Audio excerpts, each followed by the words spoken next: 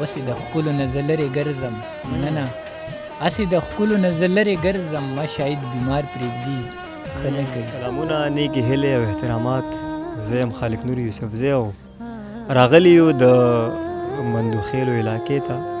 د خیر آباد سره خواوشا کې دغه علاقه ده مندوخیل، چېرته چې زمونږ یو دروند خوږ او ډېر ښه شاعر، ډېر ښه ادیب ملګری ژوند کوي. زما مراد د شاهد مندوخیل صاحب نه دی. راځئ چې اول هغوی ته په خپل پروګرام کې هرکلی ووایو او بیا د هغوی د ژوند په اړه د هغوی نه څه اهم معلومات ترلاسه کړو. السلام علیکم شاهد مندوخیل صاحب. وعلیکم السلام خالق نور بھائی، ډېره زیاته مننه چې تاسو دومره د جهانګیري سهار نه رالی دومره ټیم مونږ ته وویستو. ډېره زیاته مننه مو کوم. ډېره زیاته مننه شاهد مندوخیل صاحب. مینوال مو ګوري او غواړم چې دغه مینوال ستاسو د ژوند په اړه باندې خبر شي. دا راته ووایي چې ستاسو ادبي نامه څه ده او خپله نامه مو څه ده؟ شاهد مې نوم دی او مندوخیل چې کوم دی دا مې تخلص هم دی او کله مې هم دی. نو ډېره ښه ده، ډېره زیاته مننه. ښه، دا راته ووایي شاهد مندوخیل صاحب چې شاعري مو څومره کړې ده او ادبي عمر مو څومره دی؟ ادبي عمر خو چې کوم دی عمر ټوټل تقریبا ما 23 سال عمر دی او 2017 نه ما شاعري چالو کړې ده تر اوس وخته پورې کوم. جی، د خوښې صنف مو کوم یو دی؟ خوښې صنف چې کوم دی غزل دی. ډېر زیات غزل باندې مې کار کړی، غزل مې خپله ډېر زیات خوښ دی. جی، ډېره زیاته مننه. او په نثر باندې؟ نثر باندې مې کار نه دی کړی. جی ښه، دا راته ووایي چې اجلاسونو کې مو ناستې پاستې شوې دی؟ او جی ډېر ناستې مو کړی دی. کم اجلاسونه دي داسې چې تاسو پکې ناسته شوي؟ نو دلته یو پیرپی اجلاس دی، مې محمد زمان پښتو ادبي جرګه، هغې سره تړون مې کړی و، هغې ته به تلم راتلم. ټیک ده، ډېره زیاته مننه. دا راته ووایي شاهد مندوخیل صاحب چې ادبي استاد مو څوک دی؟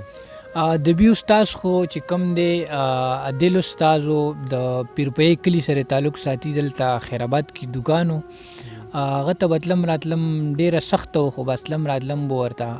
نو هغه سره مې زده کړې عادل استاد سره. صحیح شو جی، ډېره زیاته مننه. بل دا راته ووایي چې د خوښې شاعر مو څوک؟ د خوښې شاعر چې کوم دی نن سبا وخت کې په سوشل میډیا د لیاس سره محمد ګل منصور صاحب مې ډېر زیات خوښ دی. ډېره ښه، ډېره زیاته مننه شاهد مندوخیل صاحب.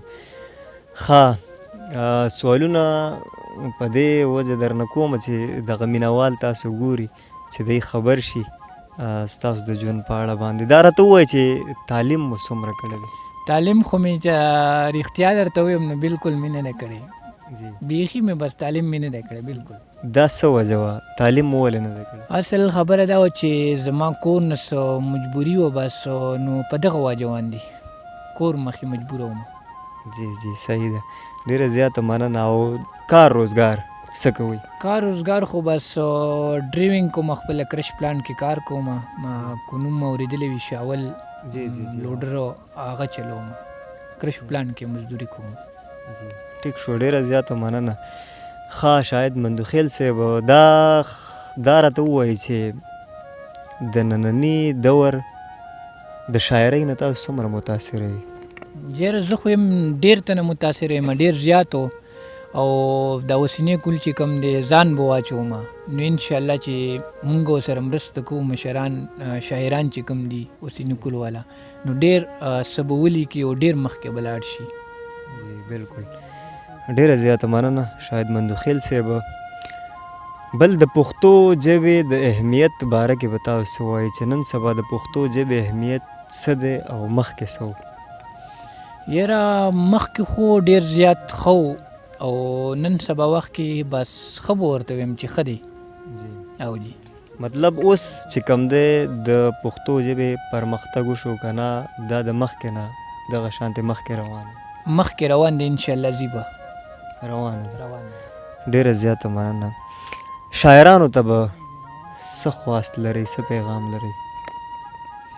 شاعرانو ته خو بس ما دا پیغام دی چې خپل پښتو سره مینه وساتئ، محبت ورسره وساتئ او پښتو چې څومره ویلی شئ ګورئ، څومره لوستی شئ، پښتو سره مینه وساتئ. ډېره زیاته مننه. او کتاب خو لیکن سره ډېر زیات پراته دي او انشاءالله کوشش به کوم چې وشي زر تر زره. جی ښه، بس ډېره زیاته مننه.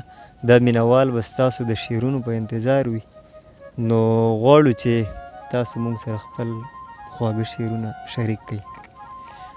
یو دوه شعره به درته ووایم چې ما په نیمه لار پرېږدي ښه نه کوي، ما په نیمه لار پرېږدي ښه نه کوي، مازغه مې کله کله کار پرېږدي ښه نه کوي، وسې د ښکلو نه زه لرې ګرځم. مننه. هسې د ښکلو نه زه لرې ګرځم، ما شاید بیمار پرېږدي ښه نه کوي. یو بل نظم به در سره شریک کړم. د نظم عنوان دی چې پردي وطن کې مزدورۍ کې مړ شو. زما په سر باندې بیان چې وشي، ستاسو په کلي کې اعلان چې وشي، خلک به وایي چې پلانکې مړ شو، د پلانکي زوی لیونی مړ شو. خلک به وایي چې پلانکې مړ شو، د پلانکي زوی لیونی مړ شو. ملګرو هغه څو کسان خبرې کوي، زما خواږه خواږه یاران خبرې کوي، څوک په کلي څوک په ښار کې اوسي، ډېر مینان به په نوښار کې اوسي. مننه.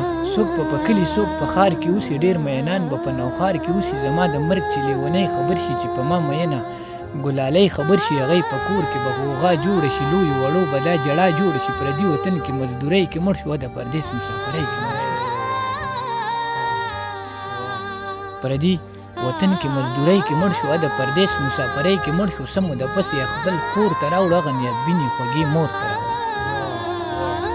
سمو د پسې خپل کور ته راوړو، هغه نیادبینې خوږې مور ته راوړو. مخې ښکلو ځان ته یې سر مات کو، ځان ته یې زړه، ځان ته یې ځیګر مات کو. دغه یې ویل چې زه د چا ته پرېښوم، زه د یوازې دې دنیا ته پرېښوم. دغه یې ویل چې زه د چا ته پرېښوم، زه د یوازې دې دنیا ته پرېښوم. زما خبره ای دا جي واوره، دغه خبره ښه صحیح واوره. زما خبره ای دا جي واوره، دغه خبره ښه صحیح واوره. زما تر هغې به جنازه نه کوئ، ځکه چې دا به فیصله نه کوئ. زما لیدو له شاعران به راځي، زما خواږه خواږه یاران به راځي. زما لیدو له شاعران به راځي، زما خواږه خواږه یاران به راځي. کله زما چې جنازه وشي، هره خبره به ښکاره وشي. خلک به وایي چې په چا مین و، اشنا به وایي چې په ما مین و. خلک به وایي چې په چا مین و، اشنا به وایي چې په ما مین و. هغه شاید مندوخیلی مړ شو، په ما مین لیونی مړ شو. ډېر ښه او ډېر زبردست او ډېر دردېدلی نظم. ډېره زیاته مننه شاهد مندوخیل صاحب.